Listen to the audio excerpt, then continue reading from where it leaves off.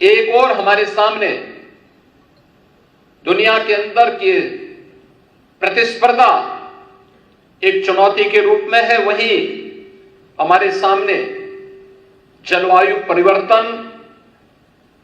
और उससे उत्पन्न होने वाले संकट भी एक नई चुनौती के रूप में है।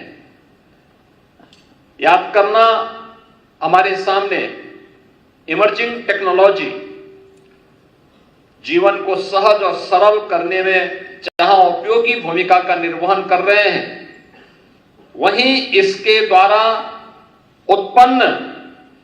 वे अभूतपूर्व कानूनी चुनौतियां भी हम सब के सामने खड़ी हुई हैं,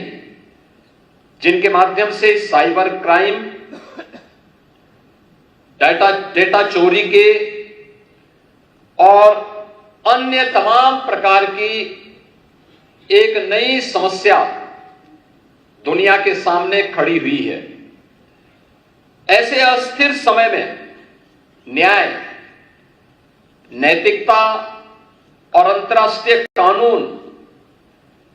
विश्व शांति और मानव सभ्यता के लिए एक बड़ी लकीर खींचने में महत्वपूर्ण भूमिका का निर्वहन कर सकती हैं। हम सबको यूएन के द्वारा 80 वर्ष पहले जिन बातों को उन्होंने घोषणा की थी, उस पर एक बार फिर से विचार करना चाहिए, जो उन्होंने उस समय की दुनिया के बारे में कहा था कि दुनिया को अब एक अधिक न्यायपूर्ण,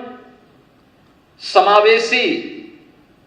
और जवाबदेह वैश्विक प्रणाली की आवश्यकता है। और 80 वर्ष पूर्व किए गई इस घोषणा की सार्थकता आज भी उसी रूप में बनी हुई है। आज हमारी आवश्यकता है कि हम केवल उन पुरानी बातों तक सीमित न रहें, बल्कि आज की उन ज्वलंत समस्याओं के बारे में भी हमें विचार करते हुए जलवायु परिवर्तन, साइबर सुरक्षा, स्वास्थ्य के संकट, वैश्विक आतंकवाद जैसे मुद्दों पर भी मुखर होकर के यूएन जैसे प्लेटफॉर्म का बेहतर उपयोग करना चाहिए। एक ऐसे व्यवहारिक और उद्देश्यप्रद गठबंधन को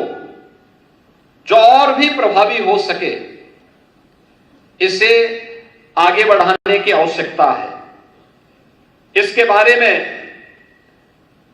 हमें भारत की उस प्राचीन व्यवस्था पर विचार जरूर करना चाहिए, जहां पर हमने इस पूरी व्यवस्था को 5 अवयव पर आधारित मान करके पृथ्वी, जल,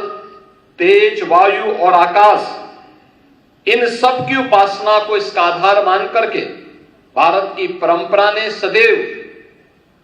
इसे अपने जीवन का हिस्सा मान करके इनकी पवित्रता को, इनकी सुरक्षा को और इनके संरक्षण को सदैव प्राथमिकता दी। और दुनिया के लिए वर्तमान में जलवायु परिवर्तन की चुनौती हो या फिर इसके माध्यम से उत्पन्न उन वैश्विक संकट के समाधान का रास्ता,